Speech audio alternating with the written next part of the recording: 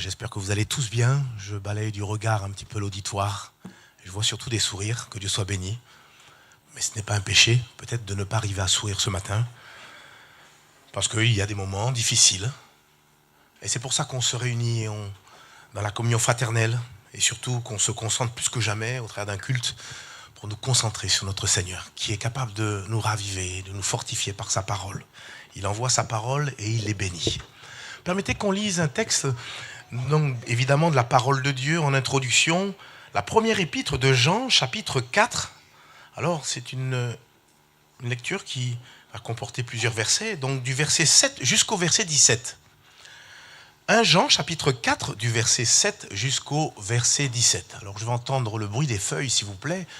Montrez-moi vos Bibles, voilà, ventilez, tranquille. Voilà. Première épître de Jean, je n'ai pas dit l'évangile de Jean, j'ai dit la première épître de Jean. Donc c'est juste un petit peu avant l'Apocalypse. Et nous regardons dans la première épître de Jean ce que nous lisons. 1 Jean, chapitre 4. C'est bon. Et le verset 7. Bien-aimés, aimons-nous les uns les autres. Ça commence bien, hein? Bien-aimés, aimons-nous les uns les autres, car l'amour est de Dieu, et quiconque aime est né de Dieu et connaît Dieu. Celui qui n'aime pas n'a pas connu Dieu, car Dieu est amour. L'amour de Dieu a été manifesté envers nous en ce que Dieu a envoyé son Fils unique dans le monde, afin que nous vivions par lui. Et cet amour consiste non point en ce que nous avons aimé Dieu, mais en ce qu'il nous a aimés et a envoyé son Fils comme victime expiatoire pour nos péchés. Bien-aimés, si Dieu nous a ainsi aimés, nous devons aussi nous aimer les uns les autres. Personne n'a jamais vu Dieu. Si nous nous aimons les uns les autres, Dieu demeure en nous et son amour est parfait en nous. Nous connaissons que nous demeurons en lui et qu'il demeure en nous, en ce qu'il nous a donné de son esprit. Et nous avons vu et nous attestons que le Père a envoyé le Fils comme sauveur du monde. Celui qui confessera que Jésus est le Fils de Dieu, Dieu demeure en lui et lui en Dieu. Et nous avons connu l'amour que Dieu a pour nous et nous y avons cru. Dieu est amour. Et celui qui demeure dans l'amour demeure en Dieu et Dieu demeure en lui. Verset 17, tel il est, tel nous sommes aussi dans ce monde. C'est en cela que l'amour est parfait en nous, afin que nous ayons de l'assurance au jour du jugement. La crainte n'est pas dans l'amour, mais l'amour parfait bannit la crainte. Car la crainte suppose un châtiment, et celui qui craint n'est pas parfait dans l'amour. Amen et amen. On aurait pu encore continuer, hein? Quel homme, quelle transformation. Les commentateurs sont d'accord pour dire que Jean est comme l'apôtre de l'amour, tellement il a parlé passablement de l'amour. Et le texte que nous venons de lire nous parle du cœur même de Dieu. Quand on parle de l'amour, on parle du cœur même de Dieu. Pourquoi ? Parce que vous n'êtes pas sans savoir que l'amour n'est pas seulement un attribut de Dieu. L'amour, c'est plus que ça. L'amour, c'est l'essence même de la nature morale de notre Dieu. Dieu est amour, nous l'avons lu à plusieurs reprises. Et c'est pourquoi, en tant qu'enfant de Dieu, vivre dans son amour doit être la priorité des priorités dans notre vie chrétienne. Alors justement, dans le passage que nous avons lu, notre frère Jean, que nous retrouvons dans le ciel, l'apôtre Jean, donc, nous donne quelques recommandations pour que, justement, l'amour de Dieu soit parfait en nous. Alors voilà, que veut dire cette expression ? Qu'est-ce que ça veut dire que l'amour de Dieu soit parfait en nous ? Si je vous pose la question, qu'est-ce que ça veut dire ça ? Que l'amour de Dieu soit parfait en nous. De toute façon, rassurez-vous, tant que nous serons ici-bas, il n'y aura pas de perfection pour nous. C'est quand on sera au ciel qu'on sera semblable au Seigneur et on sera parfait. Mais qu'est-ce que l'apôtre Jean voulait expliquer en parlant de cet amour parfait qui se réalise en nous ? J'ai plusieurs réponses pour vous. L'amour de Dieu est parfait en nous lorsque ce même amour a finalement atteint son but. lorsque ce même amour a atteint son objectif, sa maturité, sa pleine expression dans notre vie. L'amour de Dieu est parfait en nous lorsque cet amour ne reste pas seulement une connaissance théorique, parce que beaucoup de personnes connaissent d'une manière intellectuelle l'amour de Dieu, mais l'amour de Dieu est parfait en nous lorsque ce même amour devient une réalité visible dans notre manière de vivre. L'amour de Dieu est parfait en nous quand ce même amour porte du fruit en nous, et je vais même plus loin, à travers nous. C'est tout cela que Jean a voulu exprimer à travers cette expression. Et justement, je vous propose ce matin de voir quelques recommandations, quelques éléments clés que notre ami l'apôtre Jean nous a transmis pour que l'amour de Dieu soit parfait en nous. Voulez-vous les découvrir? Vous auriez dit non, ça aurait été pareil. Mais vous avez eu raison de dire oui. Pour que son amour soit parfait en nous. Tel est le titre que j'avais donc choisi pour ce message. Premièrement, regardons au verset 12. On l'a lu, mais on n'a peut-être pas fait attention. 1 Jean chapitre 4 et le verset 12. Personne n'a jamais vu Dieu. Si nous nous aimons les uns les autres, Dieu demeure en nous et son amour est parfait en nous. Lorsque nous nous aimons les uns les autres, Dieu non seulement demeure en nous, mais mieux encore, Dieu se rend visible à travers nous. Et c'est en cela que l'amour devient parfait en nous. Car l'un des objectifs de Dieu, c'est quoi? C'est que lorsque nous sommes en train de nous aimer les uns les autres, nous puissions rendre, écoutez-moi bien, visible Dieu. Et ce n'est pas d'une manière anodine. Est-ce que tu peux remettre, s'il te plaît, ce verset, Marilyn, que notre ami Jean a dit « Personne n'a jamais vu Dieu ». De notre œil physique, on ne peut pas voir Dieu dans toute son essence. Personne ne peut voir Dieu et vivre. Mais par contre, Dieu, dans sa souveraineté, a choisi de se rendre visible par son Église au travers de cet amour que nous pouvons manifester les uns les autres. Pourquoi je dis cela? Par exemple, quand Jésus dit à ses disciples dans Jean chapitre 13, verset 35. Jean chapitre 13, verset 35, il nous dit « À ceci, tous connaîtront que vous êtes mes disciples si vous avez de l'amour les uns pour les autres. » Donc finalement, quand j'aime mon frère, ma sœur, je deviens un témoignage. Je rends Dieu visible au regard de ceux qui m'observent vivre. Vous comprenez ce que je suis en train de vous dire là? Premier point, première recommandation que Dieu nous demande, et je vais le répéter, aimons-nous, frères et sœurs, les uns les autres. L'amour de Dieu est parfait en nous si nous nous aimons les uns les autres. Et c'est véritablement le message que l'Esprit Saint veut placer sur nos cœurs encore en ce matin. Nous devons nous aimer en suivant, bien sûr, le modèle que Dieu nous a laissé. Et quel modèle? Dieu ne s'est pas seulement contenté de nous parler de l'amour. Il a envoyé cet amour. Cet amour s'est rendu visible. Cet amour a marché parmi les hommes. Cet amour, rendez-vous compte, qu'est-ce que j'aurais voulu être du temps de Jésus? J'aurais pas quitté le Seigneur. Je l'aurais suivi. Il va à droite, je vais à droite. Il va à gauche, je vais à gauche. Il veut traverser le lac de Galilée. Je traverse. Je me glisse dans les bagages des disciples. Et j'observe mon Seigneur. L'amour, littéralement, a marché sur la terre des hommes. Tellement de méchanceté. Regardez le journal télévisé. Il y a tellement de choses horribles. Mais au cœur même de ce monde, méchant, l'amour de Dieu, littéralement, a marché parmi nous. Jésus a dit à ses disciples, c'est ici mon commandement, Jean chapitre 15, verset 12. Aimez-vous les uns les autres comme je vous ai aimé.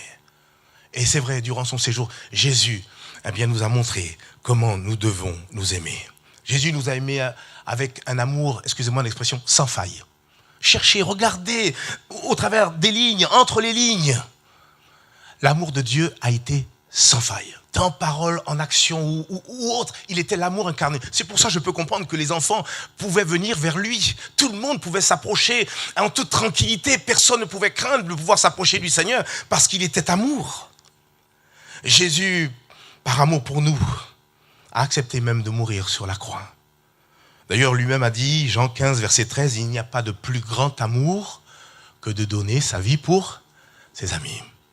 Pourtant, quand il disait cela, il se préparait à donner sa vie pour des impies, des personnes qui n'étaient pas aimables. Nous étions tous pas du tout aimables, mais Dieu lui-même, au travers de Jésus-Christ, s'est livré pour chacun d'entre nous. Même sur la croix, son amour a été jusqu'à son paroxysme, jusqu'à son comble, quand il s'est écrié, Père, pardonne-leur car ils ne savent ce qu'ils font. Et n'allez pas me dire, ou ne nous flattons pas ce matin en disant, ben ouais, mais ça concernait les bourreaux. J'ai l'impression que, dans cette parole, il pouvait aussi englober l'humanité. Quelle folie! Nous étions tous destinés à la perdition éternelle, mais Dieu, dans son immense amour, a envoyé un sauveur. Et c'est ce que nous allons fêter prochainement. Le cadeau de Dieu, le don de Dieu. Jésus est venu parmi les hommes et s'est livré à la croix. Et il intercède là sur cette estrade. Quelle estrade? La croix, crucifiée entre ciel et terre. Il crie, il intercède pour chacun d'entre nous. Père, pardonne-leur, car ils ne savent ce qu'ils font. C'est le cas de le dire. Jésus nous a tous aimés à la perfection. Il nous a tous aimés à la perfection. Je mets au défi quelqu'un qui ce matin pourrait dire, mais moi, je ne me sens pas trop concerné. Oui, tu es concerné par l'amour de Dieu. Et d'ailleurs, je vais te dire une chose. Tu es venu ce matin parce que c'est Dieu, au-delà de ta bonne volonté pour pouvoir venir ici, c'est Dieu qui avait voulu que tu entendes ces choses ce matin. Et c'est une expression de l'amour de Dieu à ton égard. Tu ne t'en rends pas compte maintenant, mais tu vas t'en rendre compte par la suite. Car Dieu te cherche. Combien de fois il a frappé à ta porte? Et puis à un moment donné, on ouvre la porte et on le laisse entrer. Et là, tout change. Tout est transformé. Si quelqu'un est en Christ, il devient une nouvelle création. Les choses anciennes sont passées. Toutes choses sont devenues nouvelles. Jésus, oui, nous a montré cet amour à la perfection. Il continue à nous aimer à la perfection. Moi, je regarde ma vie, que de patience le Seigneur a à mon égard. Et je vous l'ai déjà dit, les plus grandes corrections que Dieu m'a données, c'est les moments où il m'a repris, mais avec sa tendresse, avec sa bonté. J'étais tout penaud, tout confus. Et cet amour qui est là, plein de longanimité, plein de patience, pour encore à nouveau nous accueillir. Ah, tu es encore, là, tu as un peu tergiversé. Allez, je te pardonne. Parce que bien évidemment, on vient vers lui avec un cœur repentant et Dieu, nous accorde son pardon. Mes frères, mes sœurs, le Seigneur nous invite à nous aimer de la même façon. De la même façon. On ne vient pas peut-être pour vivre notre culte et puis après repartir. On veut progresser, on veut d'une manière concrète vivre la parole de Dieu. Et le Seigneur nous demande de nous aimer les uns les autres. Frères et sœurs, aimons-nous les uns les autres avec patience. Aimons-nous les uns les autres avec bonté. Aimons-nous les uns les autres avec vérité et fidélité. Aimons-nous en pourvoyant aux besoins des saints, c'est ça. Aimons-nous en pourvoyant aux besoins du prochain. Quelqu'un m'a dit, moi je ne donne plus. Une fois, ça suffit. J'ai donné à quelqu'un et puis au lieu de s'acheter de la nourriture, il est parti s'acheter une bouteille. Peut-être que la prochaine fois, au lieu d'être aussi catégorique, achète peut-être un sandwich. Puis s'il le veut, il le prend. S'il ne le veut pas, tu le donnes à quelqu'un d'autre. Le Seigneur a dit, vous aurez toujours des pauvres avec vous. Et tendre la main, c'est un geste d'amour que nous effectuons, par lequel nous rendons visible Dieu. Un instant, t'es devant un homme, devant peut-être une foule qui vous regarde. Aimons en priant pour nos ennemis. Aimons en refusant de nous venger, même quand nous avons raison. Aimer, c'est aussi pardonner l'impardonnable. Parce qu'on peut être chrétien et encore garder une rancœur. Et penser que tout va bien. On a pris le pain, le vin, mais on sait, au plus profond de notre cœur, qu'il y a encore cette rancœur qui est là, qui est logée, qui est cachée, dans une pièce bien fermée. Alors le Seigneur rentre dans le salon de notre cœur. Il rentre dans la chambre. Mais on va dire au Seigneur, tu rentres pas là, hein? Tu rentres pas là. D'ailleurs, la clé, elle est dans ma poche. Et dans cette pièce, il y a peut-être encore une rancœur qui est là.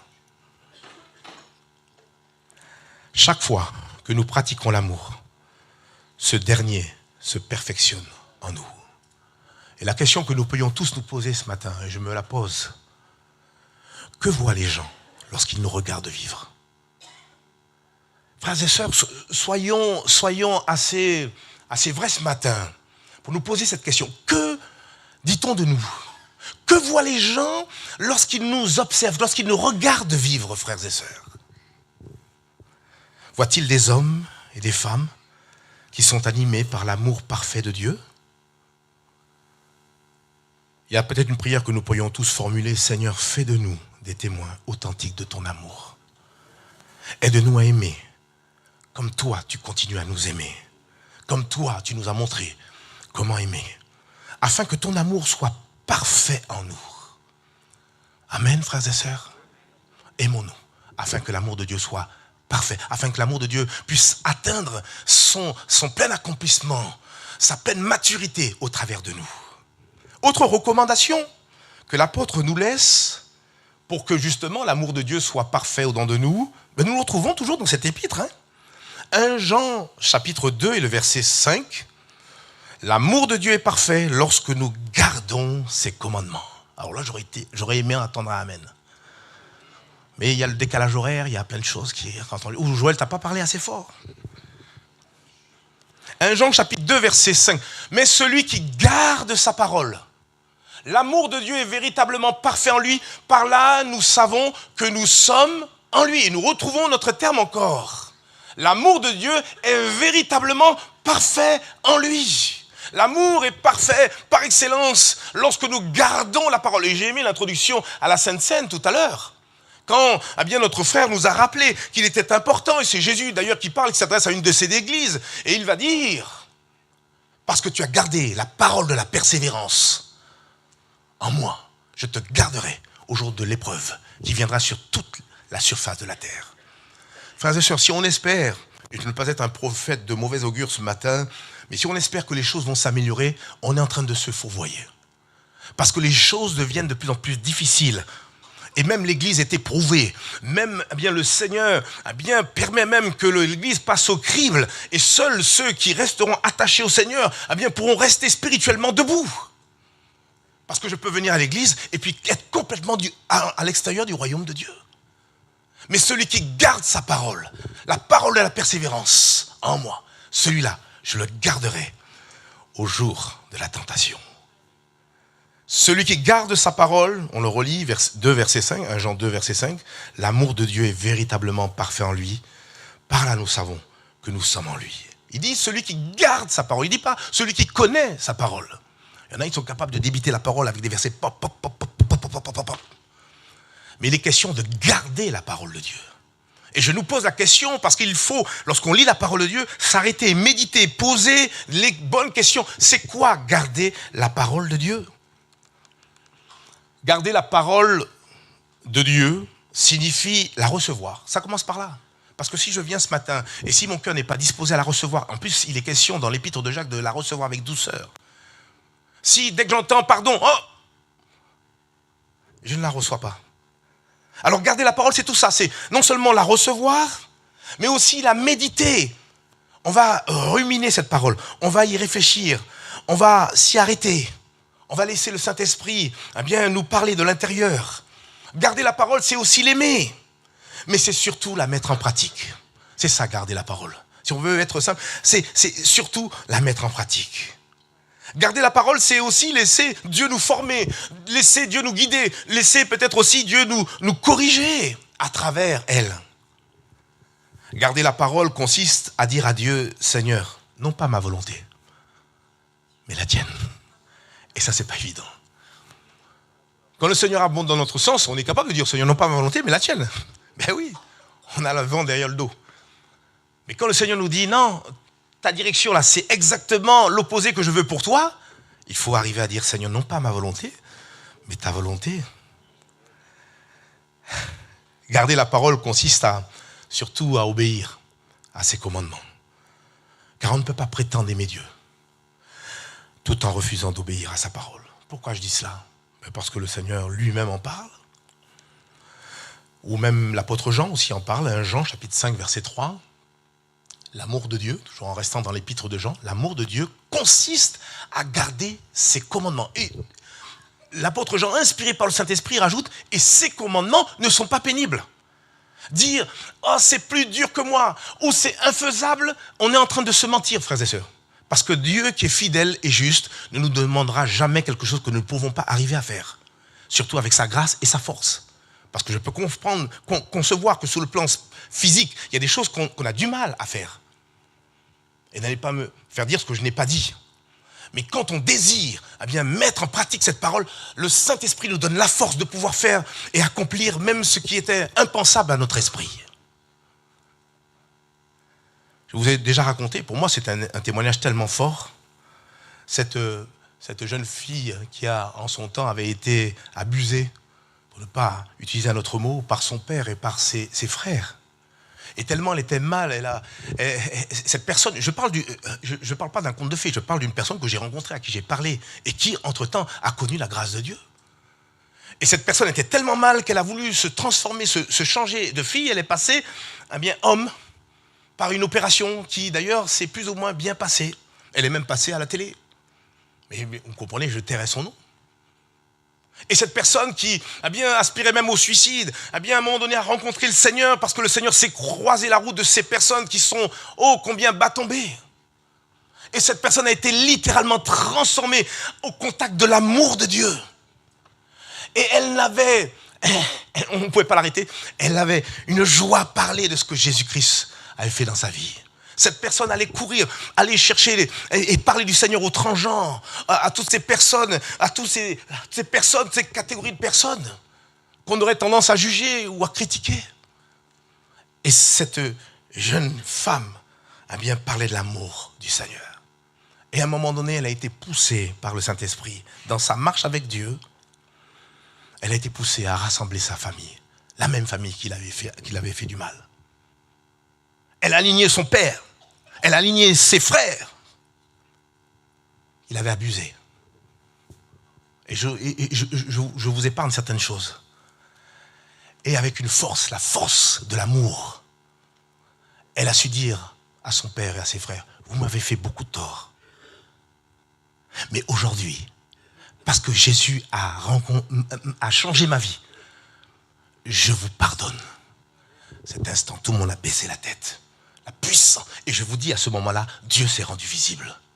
Je ne sais pas qui est devenu le papa, les frères, mais je suis sûr qu'à un moment donné, en entendant ces paroles, Dieu s'est révélé à ces personnes. Dieu est capable de changer le mal en bien. Je ne sais pas si aujourd'hui elle est baptisée, elle était toujours en devenir, elle avançait avec le Seigneur. La route est encore longue pour elle, mais je suis sûr que celui qui l'a appelée fidèle et ce qu'il a commencé dans sa vie, il sera parfaitement l'achever. Aux dernières nouvelles, il était question pour elle de redevenir femme. Alors ça, c'est une autre histoire. Et elle retrouve parce qu'en Jésus-Christ, on retrouve notre identité. On découvre notre identité. On n'est plus là dans le flou. On sait d'où on vient, on sait qui nous sommes et on sait surtout où on va.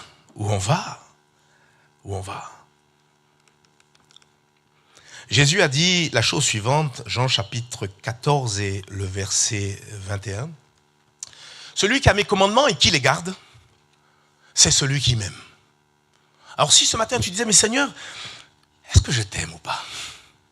Alors il y a une réponse très simple, c'est celle-ci. Celui qui a mes commandements, dit Jésus, et qui les garde, c'est celui qui m'aime.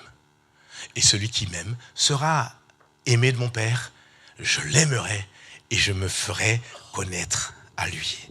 Dans le royaume de Dieu, l'obéissance et l'amour marchent de pair. Et là aussi, bien sûr, nous avons l'exemple de notre Seigneur Jésus-Christ. Je n'ai pas trouvé d'autre qui soit mieux que celui de notre Seigneur Jésus-Christ. Jésus n'a pas seulement parlé d'amour. Il l'a prouvé par son obéissance totale à la volonté du Père. Par amour pour Dieu le Père, Jésus a offert sa vie en sacrifice pour le péché. Et c'est encore l'apôtre Paul qui s'exprime au travers d'une de ses épîtres, dans l'épître à Philippiens, Philippiens chapitre 2 et le verset 8, il nous est dit la chose suivante, parlant de Jésus, Jésus s'est humilié lui-même, se rendant obéissant jusqu'à la mort, même jusqu'à la mort de la croix. Frères et sœurs, soumettons-nous à la volonté de Dieu, quel qu'en soit le prix. Et tu es peut-être devant une décision, tu es peut-être devant un choix à faire. Je te dis de la part de Dieu, garde la parole. Ce que Dieu t'a dit, fais-le, mets-le en pratique. Quel qu'en soit le prix. Mais tu te rends compte, si je fais ça, regarde, etc. Et puis on va se moquer de moi. Et puis on va encore m'écraser. Fais ce que Dieu te dit de faire.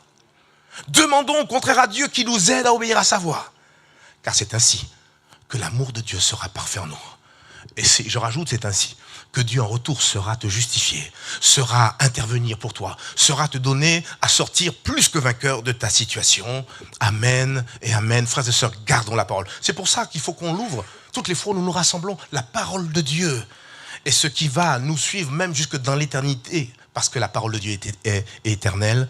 Amen et amen. Je termine avec peut-être une troisième et dernière recommandation. C'est que, je ne sais pas si on peut l'appeler recommandation, c'est en tout cas un élément clé qui va nous permettre bien de pouvoir encore vivre cet amour parfait. C'est dans 1 Jean chapitre 4 et le verset 18. Regardez ce que, et nous l'avons lu également, ce que l'apôtre Jean dit. La crainte n'est pas dans l'amour, mais l'amour parfait bannit la crainte. Car la crainte suppose un châtiment, et celui qui craint n'est pas parfait dans l'amour. Alors j'ai trouvé aussi pour vous une autre version. Alors, je ne sais pas si tu l'as mis en place. Oui, la version parole vivante. Elle est un peu plus explicite. Dans un véritable amour, il n'y a pas de place pour la crainte. Car l'amour vrai chasse toute trace de crainte. En effet, la crainte suppose l'idée d'une culpabilité et la perspective d'un châtiment.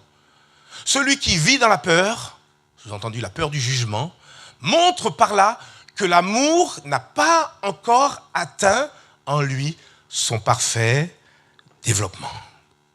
Et parlant de peur, parlant de crainte, il y en a passablement des peurs. Hein. Est-ce que vous en connaissez? Peur de quoi? Allez, aidez-moi. De quoi pouvons-nous avoir peur? De quoi l'homme, allez, pour se cacher, de quoi l'homme peut avoir peur? De la quoi? Leslie, 20 sur 20. De quoi on peut avoir peur encore? N'ayons pas peur. Quoi? De la maladie? Peur de la maladie, oui. Peur de quoi, j'ai entendu? J'ai entendu autre chose. De l'avenir, du lendemain. Tout ça, c'est autant de réponses que j'ai mis là aussi sur mes notes. Peur de l'échec, peur des hommes, peur du regard des autres. Peur de l'avenir, peur de la mort. Certains ont même peur de Dieu, mais ça, c'est une autre histoire. Vous savez, quand on connaît Dieu, quand on connaît son cœur d'amour, on n'a pas peur de Dieu. J'ai même appris qu'il y a une nouvelle phobie, c'est la peur de s'asseoir. C'est la peur de s'asseoir sur une chaise. Alors, il y a des choses qui nous échappent, qui même nous transcendent. Beaucoup de vies sont paralysées par la peur. Mais voyez-vous, frères et sœurs, lorsque nous venons à Christ, et que nous recevons son salut, l'amour parfait de Dieu en nous, bannit, chasse toute forme de peur. Dieu devient notre Père et nous devenons ses fils et ses filles. Parce que nous sommes tous créatures de Dieu, mais nous devenons à un moment donné, alors que nous l'avons choisi, alors que nous expérimentons ce qu'on appelle la nouvelle naissance, nous devenons enfants de Dieu. Et alors quelque chose se passe. Toute forme de peur s'en va. Même la peur de la mort, finit par s'en aller. Romains chapitre 8, verset 15 nous dit la chose suivante. Et vous n'avez point reçu un esprit de servitude pour être encore dans la crainte, mais vous avez reçu un esprit d'adoption par lequel nous crions Abba, ce qui signifie Père. La Bible déclare que nous tous qui avons été réconciliés avec Dieu, nous avons été pardonnés, justifiés, graciés. Et la Bible nous dit clairement il n'y a plus aucune condamnation pour ceux et celles qui sont en Jésus-Christ. Nous ne vivons plus dans la crainte, mais dans une totale paix. Oui, mes frères et sœurs, l'amour parfait bannit toute forme de crainte. L'amour parfait est capable même de nous aider à enlever, à chasser toute forme de peur qui nous empêcherait de témoigner de Jésus. C'est vrai ou c'est pas vrai? La peur de témoigner de Jésus, la peur de dire ce que nous sommes. Il y en a qui même font des choses terribles, horribles, condamnables, répréhensibles, et ils n'ont pas peur de s'exposer. Alors qu'au bien, à plus forte raison, nous pouvons, nous, ouvertement, librement, quand le Saint-Esprit nous pousse à le faire, de pouvoir aussi montrer la couleur. C'est la couleur du ciel. C'est la couleur, alléluia, de l'amour de Dieu. N'ayons pas crainte, n'ayons pas peur de parler de Jésus. Moi, quand j'allais dans mon travail séculier, mon souci, c'était de savoir que tout le monde sache, soit parmi mes collègues, que je suis chrétien. Et quand il y avait un nouveau, le Seigneur me permettait de le repérer. Et j'ai dit, Seigneur, s'il te plaît, donne-moi l'occasion pour que je puisse lui transmettre l'amour de Dieu. On n'est pas là pour faire du prosélytisme. On n'est pas là. Mais, frères et sœurs, si Dieu vous a fait du bien, vous êtes en droit de pouvoir partager ce bien aux autres. Et quand des nouveaux stagiaires venaient dans ce bureau d'études, les autres collègues disaient aux stagiaires qui venaient tout nouvellement, est-ce que Joël t'a déjà donné une Bible? Et le stagiaire, en regardant, non, pas encore. Ça va arriver, t'inquiète pas, ça va arriver. Annonçons la couleur de Jésus.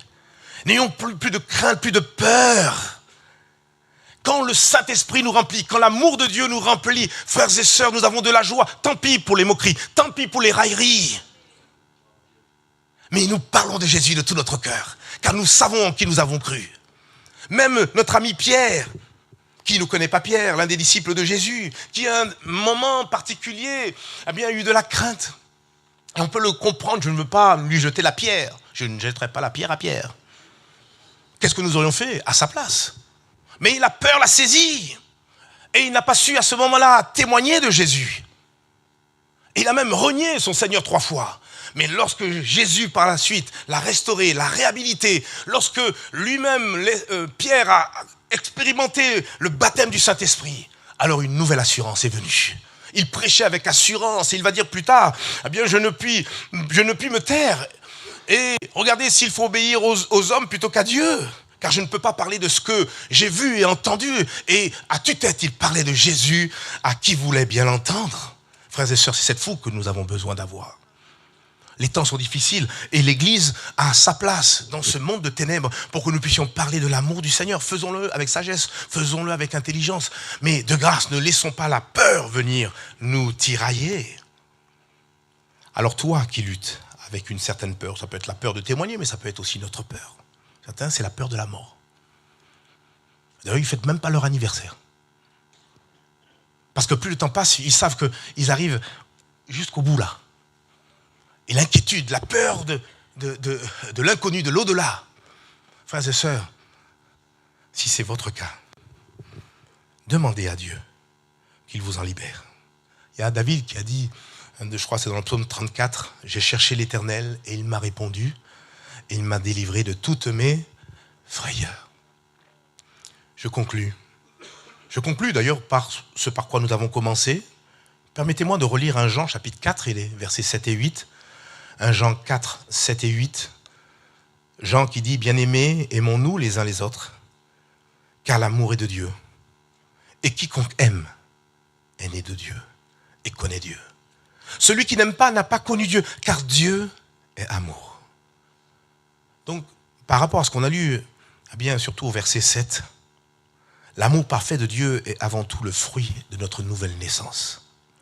La Bible déclare que l'amour de Dieu est répandu eh bien, dans nos cœurs par le Saint-Esprit. Et notre rôle est quelque part de laisser, de libérer cet amour, de le laisser grandir, eh bien, peut-être même d'atteindre en nous son parfait développement.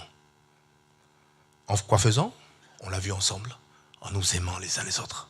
Ne nous lassons pas de nous aimer de mieux en mieux les uns les autres. En quoi faisant? En obéissant à la parole de Dieu. En quoi faisant? Eh bien, en laissant ce même amour bannir toute forme de peur. Un autre texte, allez, parce que je vous aime beaucoup, 1 Jean 4, verset 17, puis ma foi, ça a été dans le texte d'introduction que nous avons lu. Tel il est, tel nous sommes aussi dans ce monde. Ah, j'aime trop.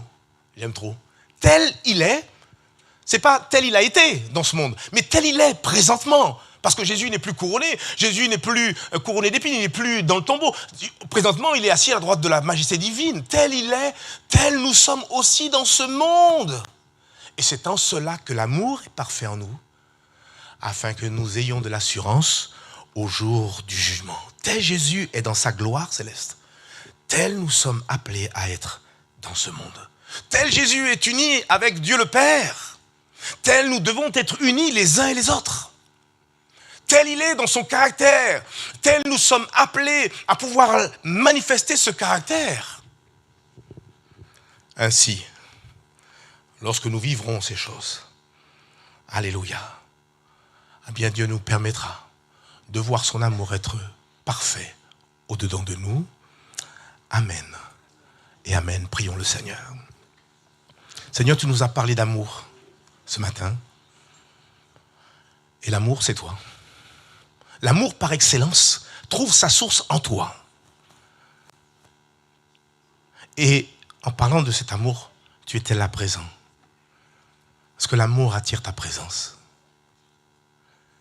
Seigneur, ne nous laisse pas ce matin à juste écouter cette parole.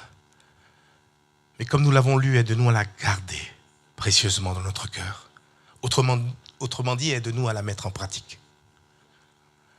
Seigneur, aide-nous à peut-être même connaître moins, c'est agir plus. Mais ce qui est mieux encore, c'est connaître beaucoup et agir en conséquence. Seigneur, aide-nous à être des chrétiens véritables qui mettent en pratique ta parole. Seigneur, fais grandir l'amour dans nos cœurs les uns pour les autres. Donne-nous à nous aimer et que cet amour ne soit pas seulement exprimé en parole, mais qu'il soit vrai et concret. Seigneur, pardon quand cet amour a été bafoué, a été, Seigneur, étiolé dans nos vies, dans nos cœurs, les uns vis-à-vis des autres. Pardon quand nous avons attristé ton cœur. Pardon, Seigneur. Apprends-nous à nous aimer, afin que le monde voie que nous sommes non seulement tes disciples, mais afin que le monde voie ta personne. Seigneur, Père, s'il te plaît, fais-nous grâce, aide-nous à serrer cette parole. Pardon pour toutes celles et ceux qui, Seigneur mon Dieu, d'aventure ont négligé ta parole, la lecture, la méditation. Pire encore, Seigneur mon Dieu, ne la mettent pas en pratique. Tu reviens bientôt et nous voudrions pas être confus.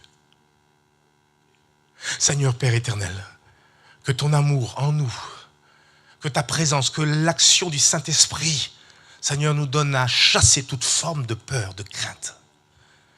Tu vois peut-être des personnes qui ont la peur du lendemain, qui ont peur, Seigneur, de la table d'opération, qui ont peur, Seigneur Père, mon Dieu, du qu'en dira-t-on, qui ont peur de témoigner de toi. Seigneur Père, viens, Seigneur Père, nous remplir, nous inonder de ton amour ce matin. Et que toutes ces craintes, toutes ces peurs soient chassées dans le nom de Jésus-Christ. Et que nous soyons ces lumières, Seigneur, dans ce monde, là où tu nous as placés. Que nous soyons ces lumières dans nos familles. Que bientôt, au travers de ces fêtes, Seigneur, qui vont battre, Seigneur Père, mon Dieu, leur plein, Seigneur, nous puissions être ces poteaux indicateurs, ces lumières, pour éclairer, Seigneur Père, ces gens qui sont dans les ténèbres. Seigneur, donne-nous, Seigneur, à saisir les opportunités que tu nous donneras pour témoigner et parler de toi. Oui, tel tu es, tel nous sommes appelés à être, tel nous sommes, par la foi. Alors, Seigneur, que nous puissions diminuer et que toi, tu puisses croître. Au nom de Jésus, Amen et Amen. Que Dieu vous bénisse. Et sachez que je vous aime. Voilà.